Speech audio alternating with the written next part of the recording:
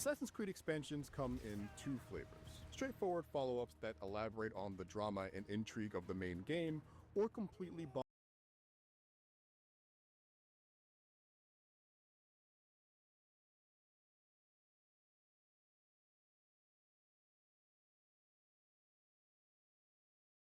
bonkers flights of fancy that turn everything upside down by adding unicorns or dragging you to Asgard.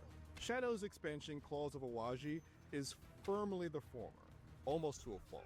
Now I get some new combat tricks thanks to a whole new weapon type, and the general pace of exploration is made more hectic and tense as enemies are way more dangerous and way more motivated to bring the fight to you. But the land itself doesn't feel much different than the rest of Japan, and the straightforward adventure is light on revelation and doesn't make too great a case for its own existence.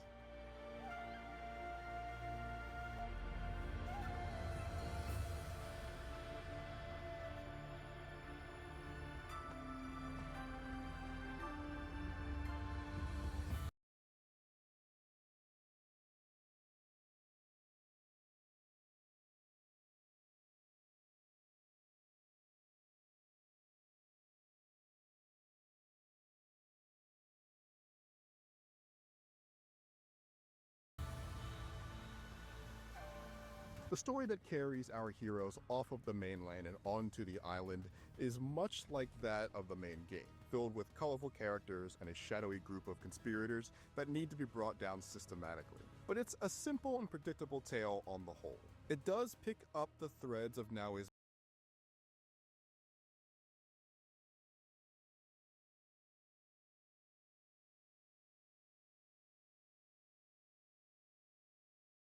missing mother and the growing influence of the Templar Order in Japan. Yasuke, this is my mother, Tsuyu. It is an honor. We will have time for a proper reunion later. But it doesn't do much to tie those up in satisfying ways by the end. It also doesn't make much of a case for seeing any more of this world. For all of Valhalla's faults, each expansion felt like it was introducing a new dimension to the greater world that Ivor and friends occupied. Claws ends, and 16th century Japan doesn't feel much bigger than it did 10 hours before it. Usually I just charge in through the front gate, but I will keep this option in mind. Whichever route you choose, I wish you well. Awaji Island is just as beautiful as the rest of Japan, but it's not so significantly different from the mainland that a person who hasn't already spent 60 plus hours playing would be able to spot the difference at first glance. Unlike when Ivor went to Ireland and Valhalla, for instance. Awaji is a bit more mountainous, which is more noticeable when having to navigate up and down the length of the map because of the significant lack of fast travel points throughout. And there are some visual gems hidden away, like a dark swamp with creepy foliage, or a big warship that's under construction. But if you've seen a mountain caked in winter snow earlier this year, this will look exactly like that.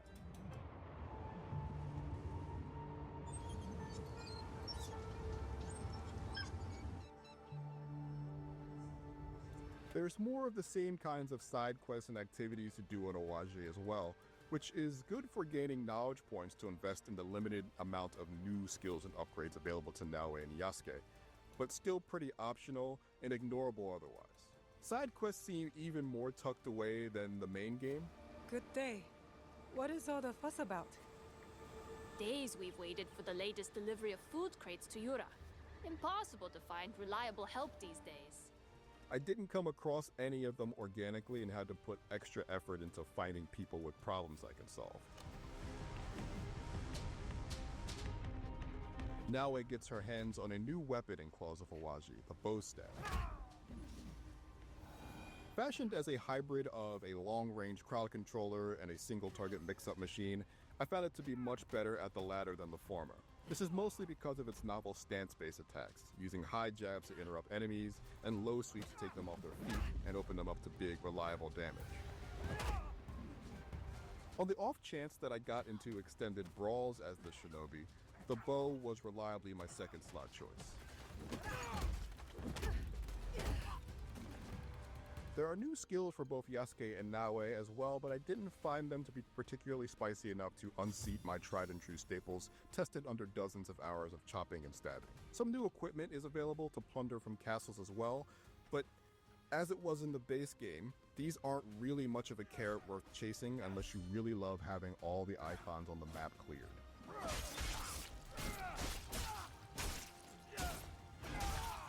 The island of Awaji is thick with opportunities to put all of your skills and gear to the test. It's dense with folks who at best don't trust you, or at worst would travel far and wide for a chance to kill you. I felt I was being hunted and conspired against much more than in the base game.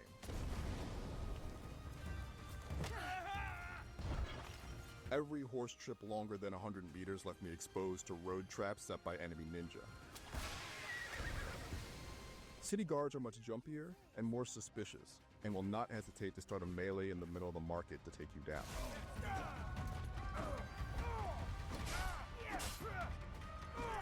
I liked how the general chaos of the island cleverly married with the main quest objectives to take down the 3 trusted Taisho of the Templar leader in the region. For instance, those roadside ninja, they work for Nowaki, a gun-toting hunter that is terrorizing the region for sport. Stopping to take them out instead of avoiding them gives you a chance to run their pockets for clues to where their master might be hiding. Those jumpy guards all answer to Tomaji, the beefy vanguard that enforces the order with an iron fist. I am Imagawa Tomeji. You offer me the chance to avenge my Lord Kei. He's very conspicuous in his castle surrounded by elite guard, but picking fights and causing general ruckus will compel him to send those guards out to stop you. When they don't return on account of you retiring them early, he's left more and more vulnerable for your inevitable siege. This one is no longer of use to you, Tomeji. Using your scouts to track down objectives will put the search zone on high alert thanks to the third big bad on the island, a shadowy spy master of 1,000 aliases. Even if you defeat Tomeji and Nowaki, Yasuhira is a ghost. It's a strange harmony that might have been obnoxious in the larger adventure, but is a welcome challenge when considering Claw's relative brevity. None who see his face live to tell the tale. When the main quest missions come to crescendos that require the team to work together more directly, Claws of Awaji still splits the tasks between Yasuke and Naoe appropriately, leaving Yasuke to do much of the open combat and Naoe to take stealth and assassination duty.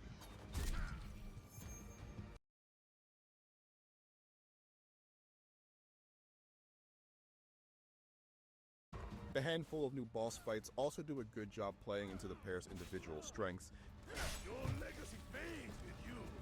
including a very cool stealth battle that kind of evokes Metal Gear Solid and demands all of Naoe's skills to overcome.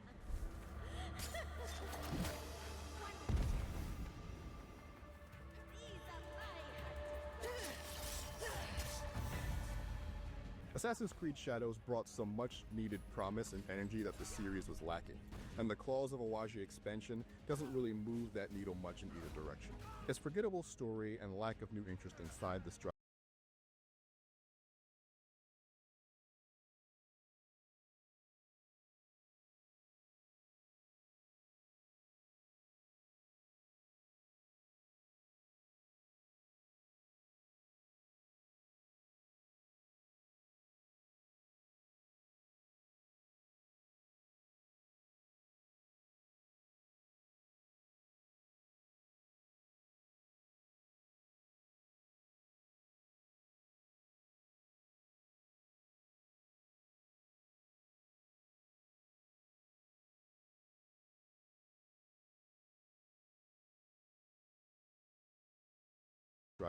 don't detract from how fun it is to ride through the tumultuous badlands of the region using brute force and subterfuge to take down yet another dark cabal of evildoers. But it doesn't make the strong case for the necessity of any more epilogues either.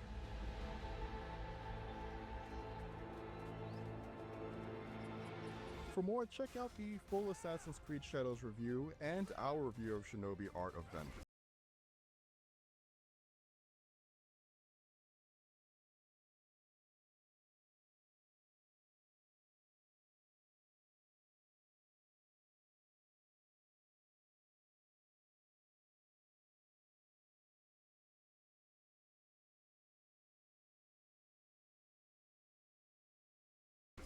And for everything else, stick with IGN.